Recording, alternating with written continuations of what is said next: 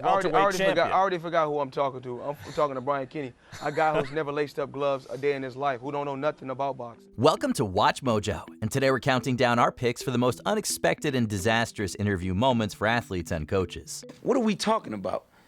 Practice? Number 10, Jerry Burns goes off.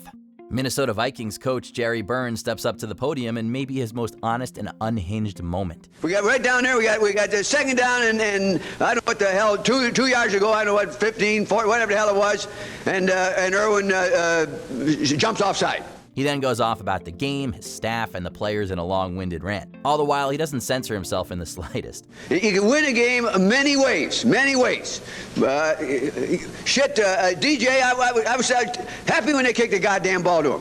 Burns makes healthy use of some four-letter words and runs wild on the microphone without missing a beat. At one point, a reporter even asks him about the real outcome of the game considering the larger-than-life reactions. The guy feel like shit afterwards, what?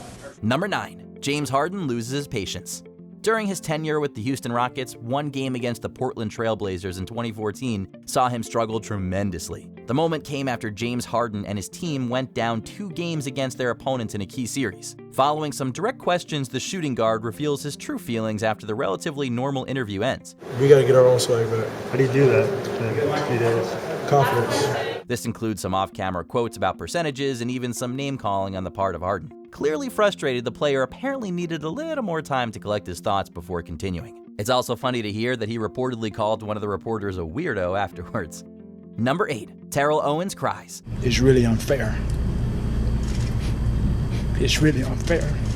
After the Dallas Cowboys lost in the playoffs to the New York Giants, wide receiver Terrell Owens wears his emotions on his sleeve in the post-game breakdown. He pushes back about individual criticism toward his teammates. Beginning to tear up, the player defends the likes of Tony Romo and proves his loyalty to the organization. It's my team. It's my quarterback. And if you guys do that, man, it's unfair. The sunglasses are hiding part of his reaction, but he's definitely an open book in this appearance. Some saw Owens as commendable, while others deemed it as overly dramatic. But if one thing's for certain, it's that Owens clearly loves the game and his fellow Cowboys. We lost as a team, man. Number 7. Dennis Green doesn't let anybody off the hook. The Bears are what we thought they were. In 2006, following a loss to the Chicago Bears, Arizona Cardinals head coach Dennis Green didn't hold anything back. His emotional reaction after the close game became a viral clip of sorts for its intensity. Critical of his team's performance, Green also mentions the slick actions of his opponents. It even drives him to get physical at one point. Now, if you want to crown them, then crown their ass. The coach hits the podium in anger, jostling the microphone in front of him. He isn't done either as he prepares to unleash a notable quote. But they are who we thought they were.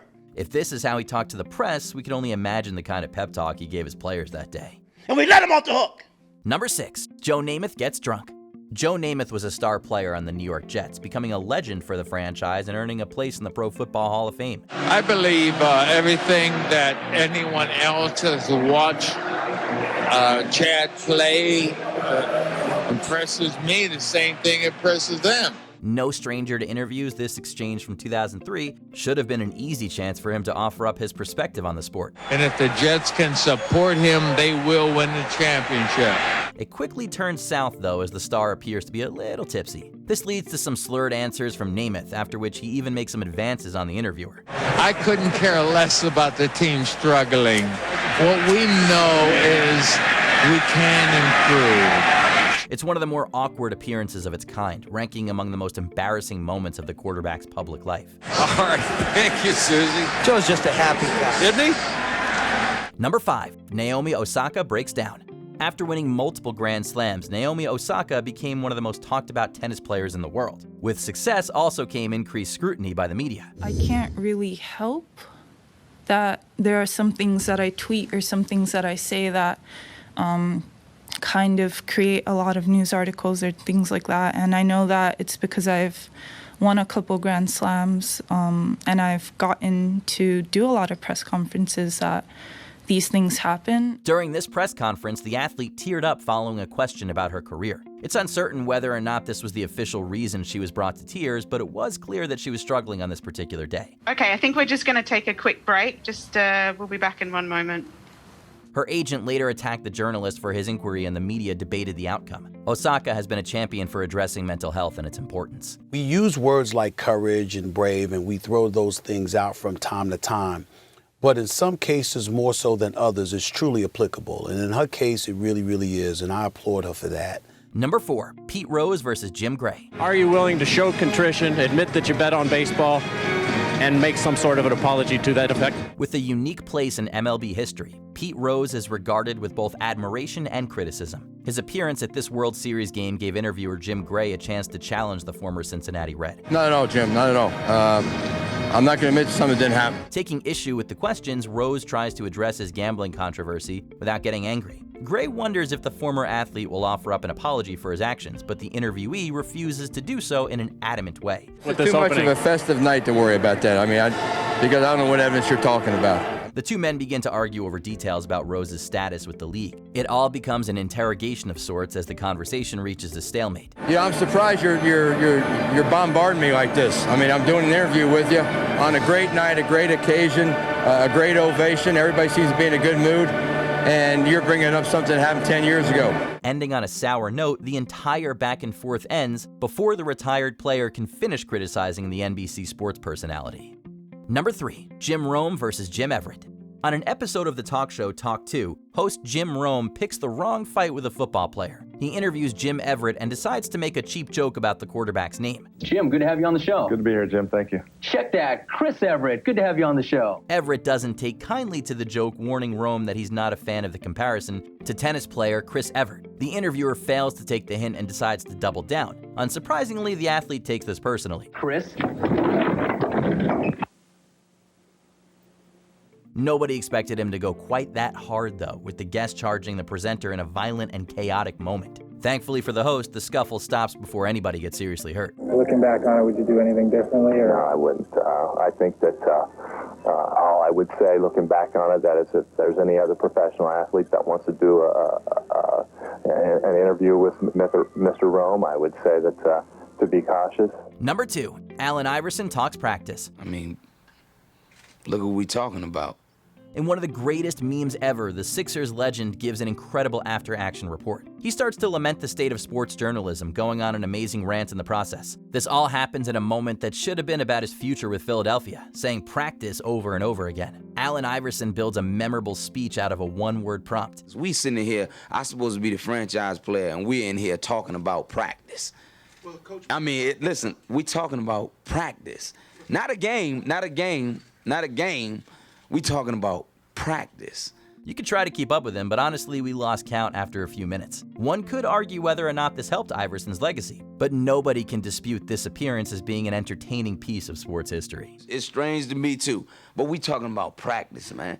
We're not even talking about the game, the actual game, when it matters. We talking about practice. Before we unveil our number 1 pick, here are a few honorable, or shall we say dishonorable mentions.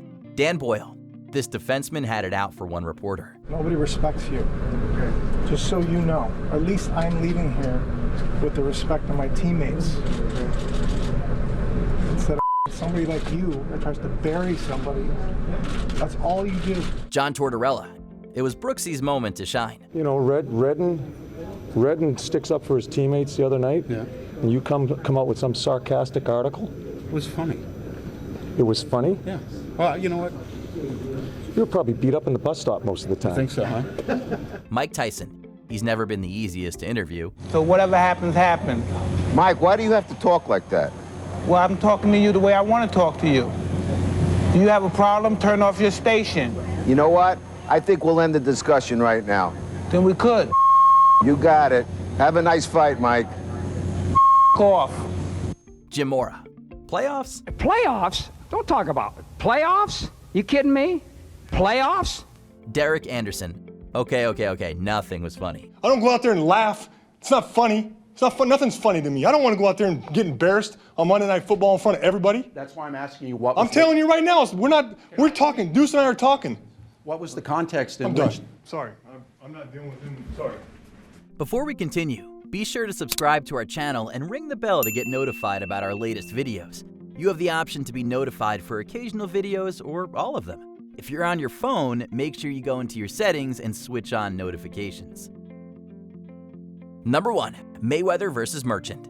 Following his win against Victor Ortiz, Floyd Mayweather wasn't done fighting just yet. He also has to get through interviewer Larry Merchant. During the post-fight interview, Merchant's analysis didn't impress the champ, and a verbal altercation ensued between the two. You know what I'm gonna do? Because you don't ever give me a face shake. You know that? So I'm gonna let you talk to Victor Ortiz, all right? Disregarding the age difference, Mayweather treats the announcer like another fighter. The elder statesman even threatens to throw down with his interviewee. I wish I was 50 years younger and I'd kick your ass. Based on their body language, it's evident that the exchange could have easily come to blows. This wouldn't be the first or last time that the undefeated athlete went after somebody for questioning him. Once again, we're talking to Brian Kinney, a man of many traits, a master of nothing. Did we forget a strange interview worth noting? Let us know in the comments below. Well, I'm the best corner in the game. When you try me with a sorry receiver like Crabtree, that's the result you're gonna get. Don't you ever talk about me. Did you enjoy this video? Check out these other clips from WatchMojo, and be sure to subscribe and ring the bell to be notified about our latest videos.